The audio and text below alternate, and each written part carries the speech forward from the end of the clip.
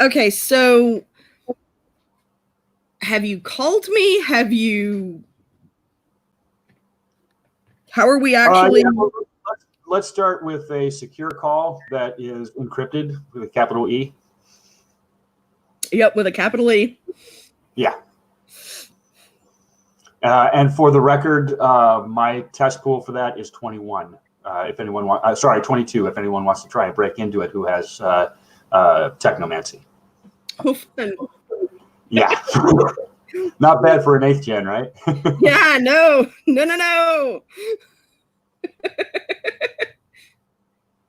Hello? Right, this is Bobby. Oh, hey.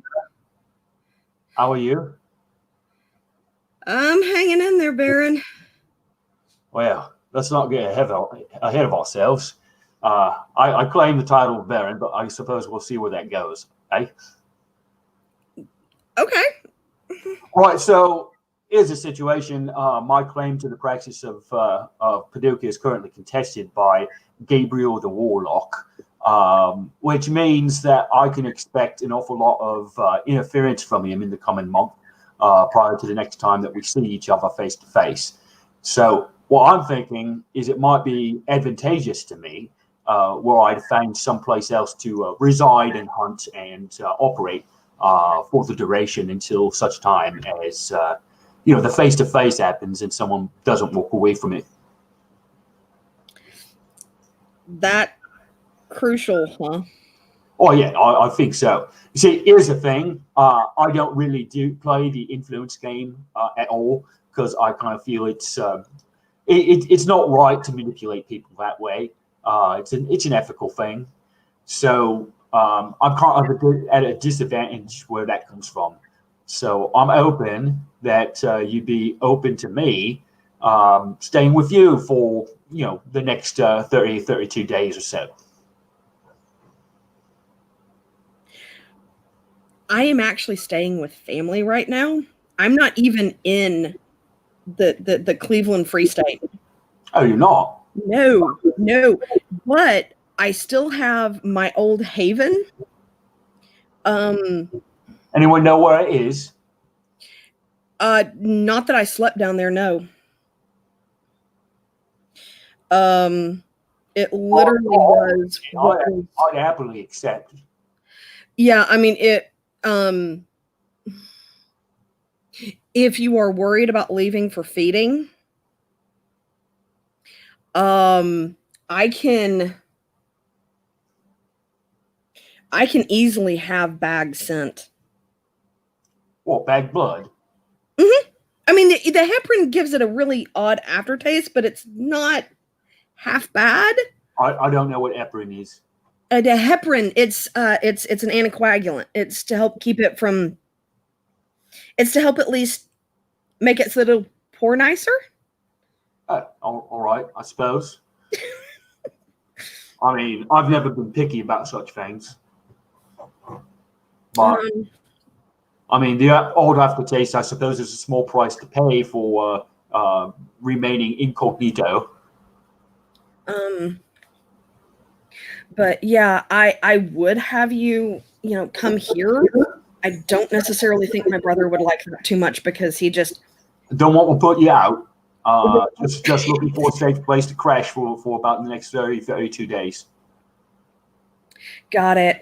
No, believe me, I have accepted enough kindness, much in that same way, because apparently the Giovanni are still livid. I talked with one of my father's old coterie mates who is of that particular family and says that war is coming to Chattanooga. So I've literally been running around trying to untie this Byzantine knot.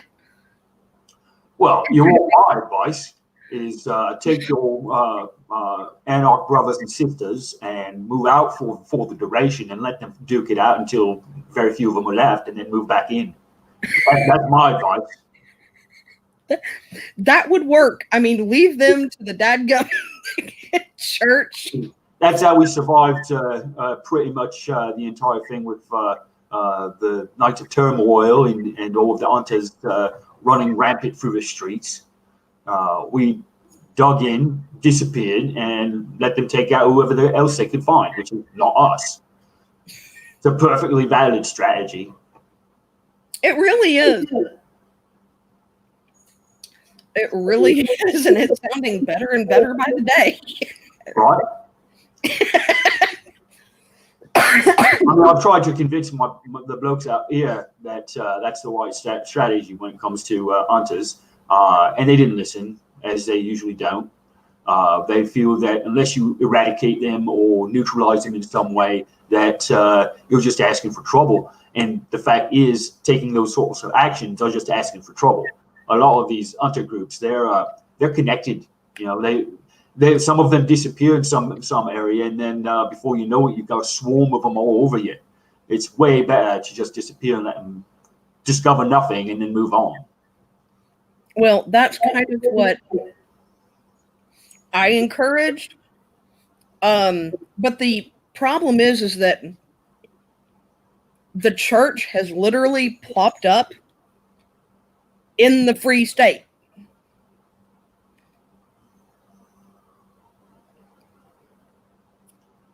Well, it sounds like it's a good time to just disappear. And I don't know if you've got anyone that has connections with hunter groups at all, but if you do, direct them outside of, where you are. I mean, there's plenty of tower blokes, wankers that can probably deserve a little of their attention. Yeah. In it. Yeah, yeah. Oh. I know it's not really your thing, but, pass on the word. I will. I am trying to encourage them to hit them in their pocketbooks. Mostly because they seem to worship money. At least that's what the Holy Mother Church thinks. Shut them down by attacking their finances and make them move on. I suppose that's doable, but some of these groups are rather wise to those tactics. I mean, it's always a risk when you try to affect them. It's way better just to disappear, in my opinion, and in my experience, quite honestly. I was around for a lot of that, understand. Yeah, I was a little bit immobilized at that time.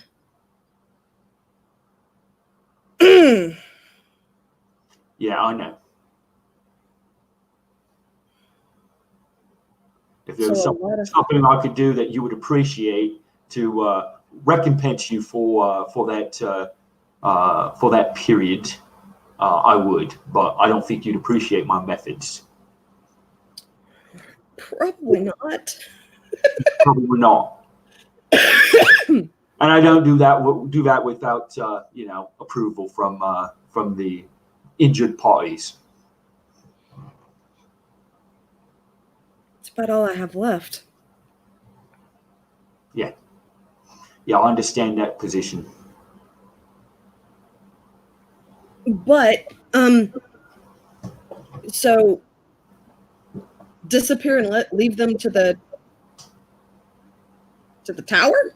Yeah, let the tower take the heat from them, or do whatever they feel that they're going to do in response to them, which may exacerbate the situation, most likely, because tower, quite frankly, rubbish at dealing with them. We've always had it hands down over them.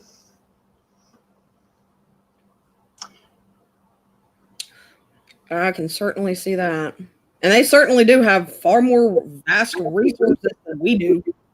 Right. Some of them.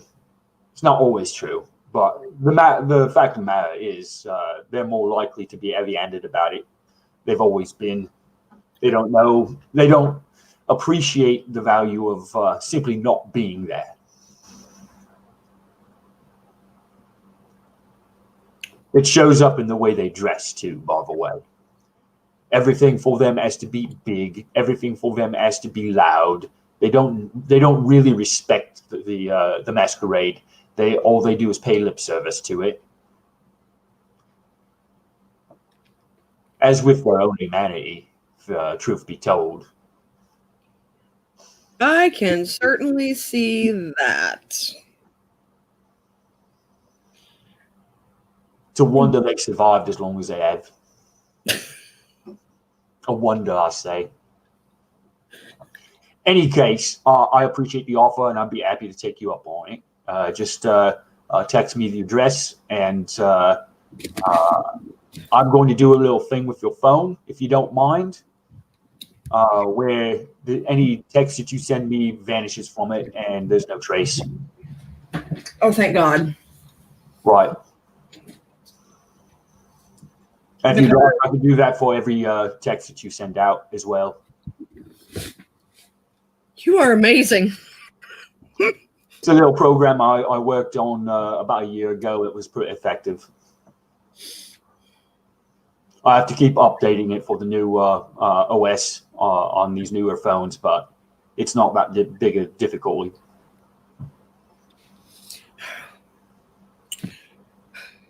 Thank you, Bobby. Always there for me, brothers and sisters. So you heard the details of how all this has gone down. I still can't believe that you're that you're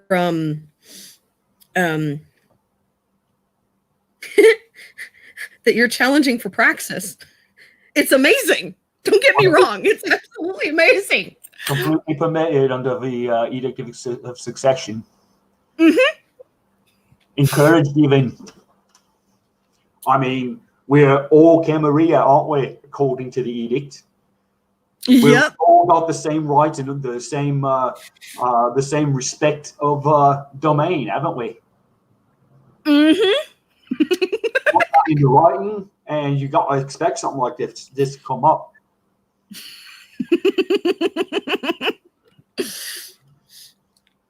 Amazing.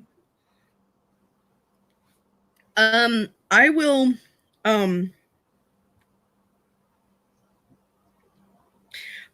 see about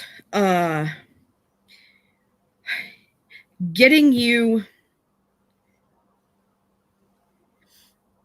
let's see. Sustenance? Yes, sustenance and the keys. I need to get you the keys.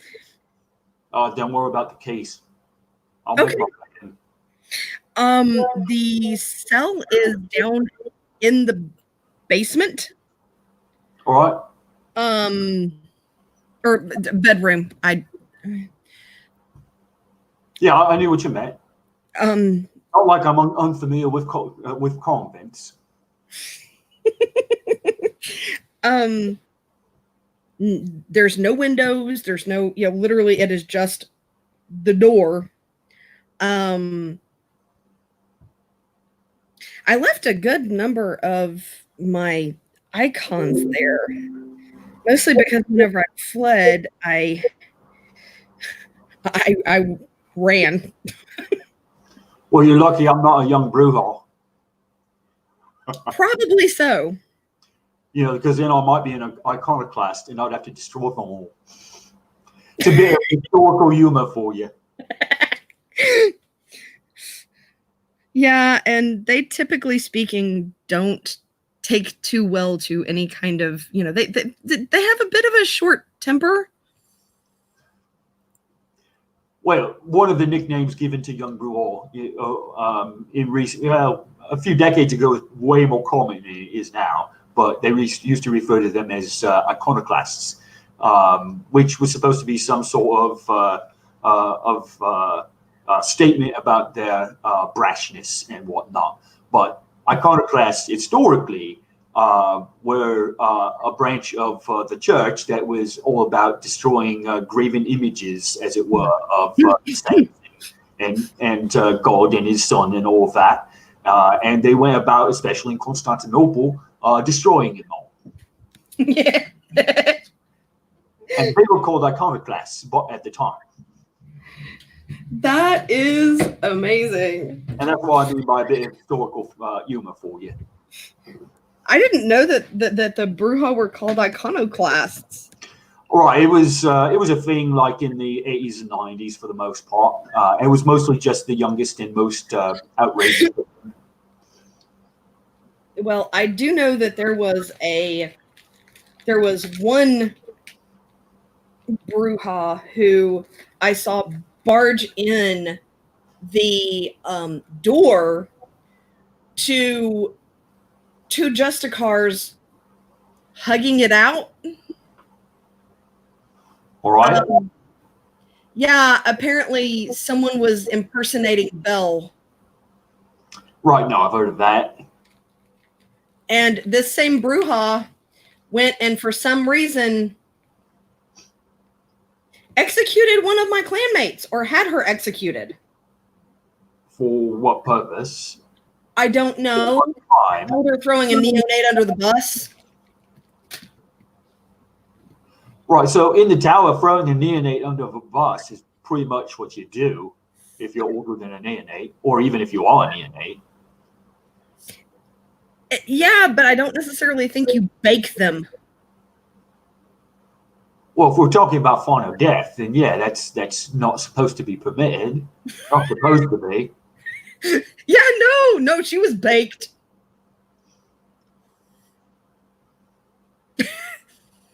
I mean, I've heard of, blaming the neonate for all sorts of craziness. I've never heard of someone baking the neonate. Right. It sounds rather inappropriate.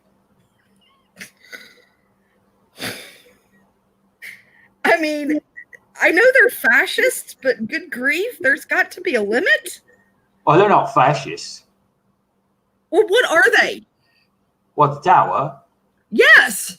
Yeah, they're not fascists. They're totalitarianists. Totally different thing. They're feudal totalitarianists. You understand the difference, right? So fascism is actually an economic system. So on one end of the spectrum, you have capitalism, right, where the people control and own the means of production, right? So they own companies, they produce what they want to produce and sell it and become rich off of it or not, depending on how well they do, right? And on the opposite end of the spectrum, you've got communism. And under communism, the state controls the means and owns production, you see? So what is produced is determined by the state, and the state is the ones that actually do the production work, you understand? Okay. So totally different ends of the spectrum. Fascism is somewhat right in the center, isn't it? So under fascism, the populists, they own the means of production, but it's the state that determines what is produced and how many and how much and what have you.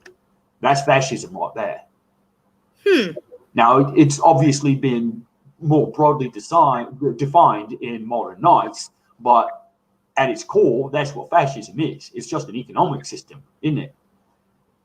But it's an economic system that relies on a certain amount of totalitarianism, certainly, because the state then has the right to tell you what you can produce and what you should produce. You can own the company, but the state tells you what you make out of it. You own the factory, and the state tells you you're making tanks this year. And next year, maybe they tell you they're making plowshares. And that's what fascism is. What the Khmer is totalitarianism. It doesn't matter what you own or don't own. It doesn't matter what you control or don't control. At the end of the day, the state tells you everything that you will do or not do. And that's what Prince is, isn't it? Like a god unto a god within its own domain, isn't it? Yeah. Although totalitarianism, and it's based on a feudal system, so that each city is run by an absolute dictator, and above them is the imperial level, if you will, and that is the Justicars, and beyond that, the fabled inner circle, if they actually exist, which I'm not convinced of, but they might. Well, if they do, they keep themselves very well hidden. Well, you know, the understanding, of course, is that these leagues have been around since before the Anarch Revolt, and as a result of the Anarch Revolt, they realized that they needed to operate from the shadows so that their children and grandchildren and whatnot don't come to eat them, which is a lot of what happened during the revolt, isn't it? Yeah. So it's out of fear that they hide themselves, you know, cloaked in shadows, isn't it? The Justicars, to their benefit, are actually more courageous than the cowards that hide behind the shadows and call themselves the inner circle, assuming they even exist. I had to reach down and grab something. I will grant that, yeah. Because they really do, I guess, make themselves a target. Right. I mean, if you're in power, of course, there's going to be those who disagree with that, or think that they can do better, or think that they just want the power more than you do, and they'll come and take it. I mean, that's what the entire system of the tower is predicated upon, isn't it? Power, taking power, owning power, controlling with power. It's all the same thing. Consequently, the movement is all about free will and obviously libertas, which encompasses a lot of different things, but primarily free will, the ability to run your existence as you see fit, to a certain extent, of course. And that extent is the limits of good sense, really.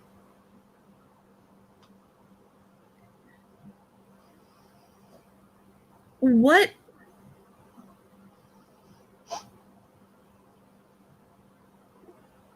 Abstractly. Right.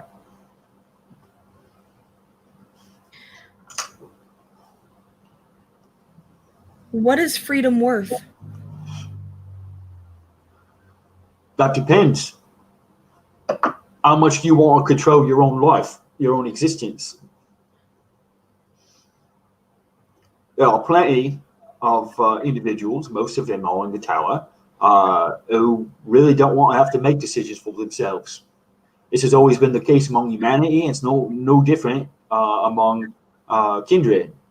But the reality is, once they get a taste of that freedom, once they get a taste of the responsibility that comes with it, they won't want to give it up.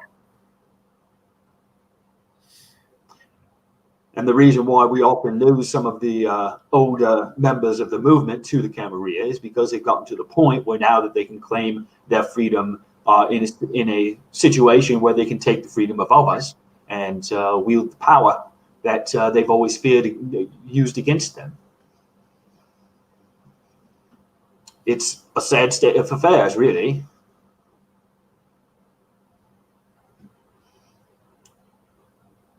Why do they not stay and protect us?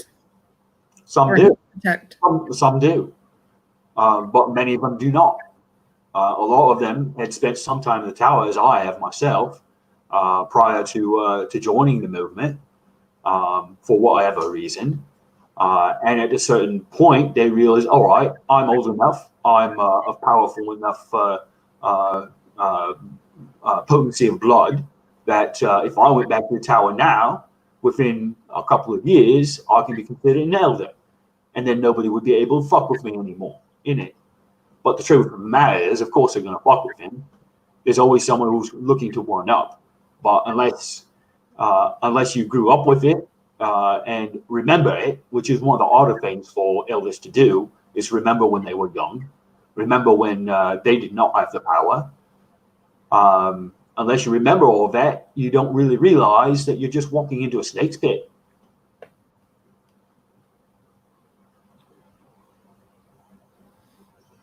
I can certainly see that walking into a snake pit. Dear God, can I see walking into a snake pit? So don't do that. I mean, that's what it comes down to. Make a choice for yourself. Make a choice for yourself and for your progeny and for all your brothers and sisters. Stick with the movement, defend it, protect it, and ensure that its enemies. And let's be absolutely honest about this: the tower is our enemy. For all that they want to claim to be us, they are not us. For all they claim to want to have peace with us, they don't want peace. They want our eradication, either through destruction or through absorption. It doesn't really matter to them, except that they know that in the long game, absorption works better. And sooner or later, who knows? They'll win if they can survive long enough.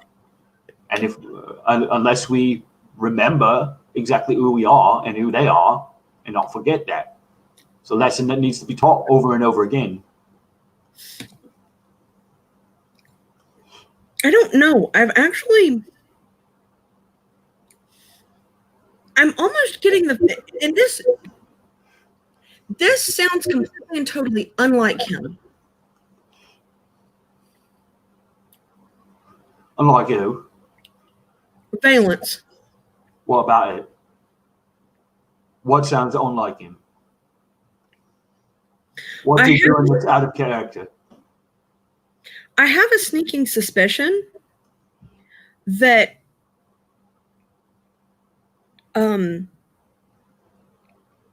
because they didn't know what my father did and why he had to bind me like that, which granted it went on far longer than it should have. Went on far. I wouldn't know anything about that, would I? Yeah, you do.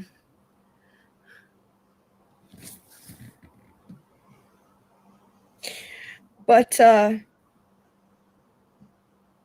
I almost believe that whenever he removed me from him and placed me with his harpy, he was trying to force me away from him to forcibly break that bond. Might be. Or maybe he just didn't want the responsibility. Valence had no responsibility. My father did. There you have it. Valence had a responsibility to an enslaved neonate. Right, because it's easier. It's easier than teaching. It's easier than readying you for the reality of your existence. Just enforce the bond on you. Make you obedient. Yes, that's what father did. Valence was the one who attempted to remove me. I almost believe it is so unlike him, but I think he tried to do me a solid. And why in the world he would stick his nose in another elder's business? Are you familiar with the jihad? Conceptually, maybe? Right, so this is a game that elders play amongst themselves. They try to one-up each other. They try to interfere with each other's projects. And they try to basically gain influence and power over each other. And sometimes they do that, and most often they do that through their charter and through other resources, both human and kindred, by trying to subvert them. And this sounds to me like a classic case of Valence trying to subvert your sire by taking you away from him.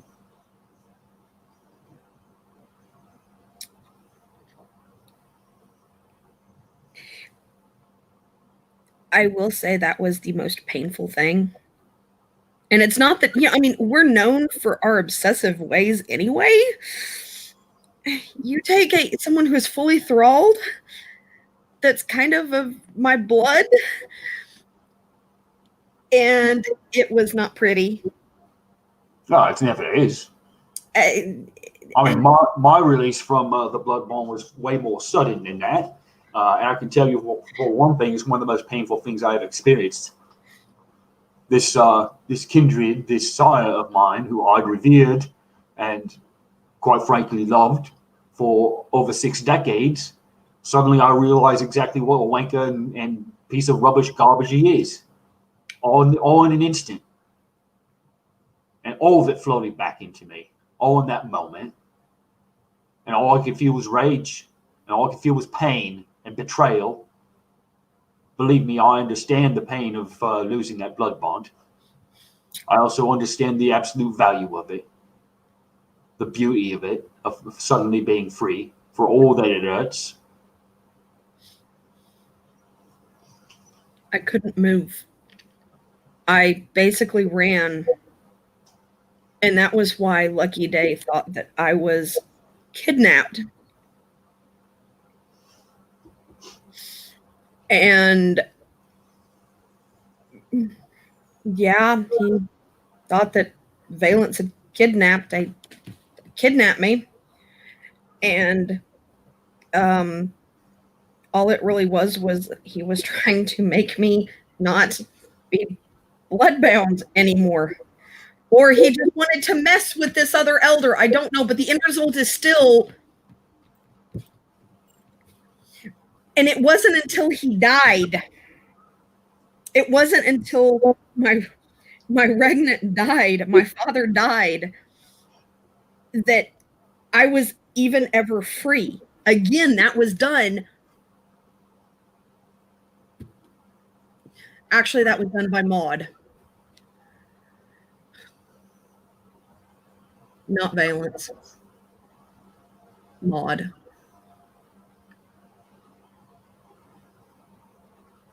And that killed me. Let me ask you something. Do you value your independence? Was the pain of that release worth it to you for what you have now? Yes. Focus on that. Because at the end of the day, it's really all that matters. It's a net gain.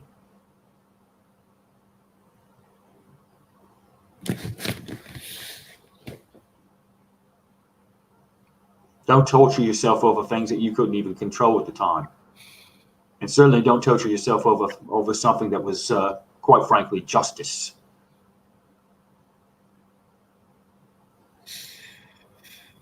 All those that would enslave us should meet the same end. All of them. It's not going to happen, but they should. The act of bonding one of us to their blood is evil. Straight up. No messing about. It's just evil. Why do they want to lie?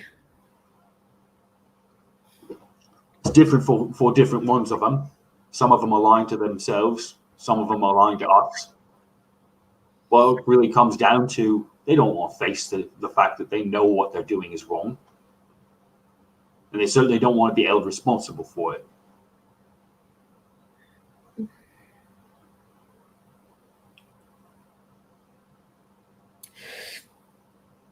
Yeah. Yeah, no, they don't. None of them do. I almost wonder if they're trying to push us into into a third revolt. They don't want that right now. I can guarantee you that. Because if there were open warfare between the movement and the Camarilla right now, neither one of us would come out of it a winner. Open warfare is not the answer. It's simply remembering who our enemy is and not let them get close enough to arm us, not let them get close enough to convince us that we're wrong, because we're not.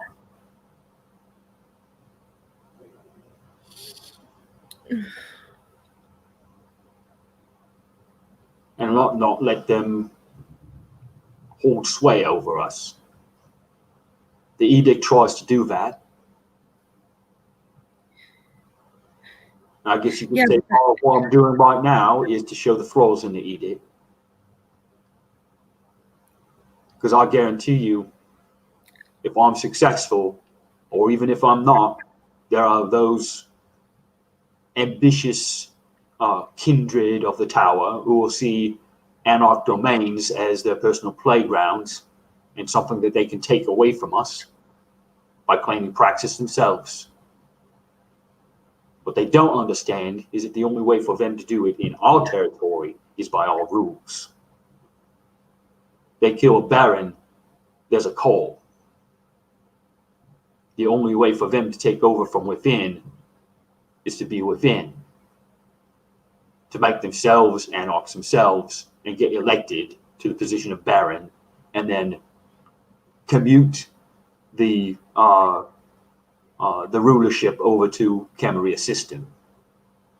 It's the only way for them to do it to us. Legally, that doesn't mean that the Justicars won't try to alter the interpretation of the edict. Yeah, what was that with that stupid handing status out that happened about a year ago? What was that? No, we're like literally where the tower could sit there and hand us the hospitality. Yeah, like status. What was up with that? What a bleeding joke. Now, here's what it was. It was about making us beholden to them. If we seek their status, if they are able to give us status, then we'll seek that status. We all want to be important, don't we? We all want to be the stars of our own movie. So if we start seeking their status, we start seeking their system. And once we're entrenched in that, they've got us. It was actually a rather brilliant move if it wasn't so heavy-handed, so blatantly obvious what it was. Yeah. But it just, no.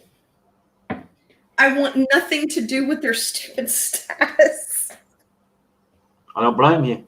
I want nothing to do with their stupid status. See, the difference between them and us is that our reputations are based on merit. Our reputations are based on consensus. They're not based on some elder from on high handing down some adjective or adverb to describe us in their eyes. It's in the eyes of the populace as a whole, isn't it? Let me tell you what I saw. I saw the most jacked up thing I think I've ever seen. There is an elder Rose who, with hunters banging down our door, decided to take the last remaining dying combatant and fleshcraft him into a backpack and walk out of the hotel with this backpack. So my understanding of how fleshcraft works, and admittedly, I'm not very well versed in this, but it still looks like flesh, right? Yes. Some elder slapped loyal on him for that. He walked out of a hotel room, out of a hotel, after about 8 people swarmed in. There were cops on their way. He took as the last combatant lay dying, he turns him into a backpack and walks out of the hotel with this thing, with the cops on their way and with hunters banging our door down. And receiving status for breaching the masquerade is something that the Camry has done time and again. It's really quite disgusting, if you ask me. And I can hear you laughing, but it's not funny. No, I'm not laughing. I'm literally like, I don't understand this. How is this even possible? I mean, literally, isn't it what the first of their traditions? Yeah. Yeah, they're like I say, they pay lip service. They don't actually believe in it. It's a convenience for them more than anything else. And the reason they've got so many of them is for the same reason, so that they can be exploited. I've never gotten so angry that I stood toe to toe outright with an elder before, up until that day. I've done it time and again. Under the right circumstances, it's reasonably safe. Well, I don't understand. I don't understand how that even. I don't understand how that even happened. My dear sister, I'm sorry to say this, but I've got many things I've got to do Yes. in preparation for the next gathering. Yes. And But I've enjoyed this conversation immensely, and I look forward to more of them in the future, assuming, of course, I survive. I will do everything in my power to see that happens. I will send you the address. It's dusty. Nobody's been in it for 2 months. Overlook it, please. I'm a Nosferatu. I can hardly complain. Well, it doesn't necessarily mean that, I shouldn't at least make the attempt to, apologize for the condition of it. Yeah, not necessarily Anyway. appreciated in the spirit. Yes, keep in touch and let me know. Let me know if you need anything, okay? I certainly will. All right. Well, go in grace.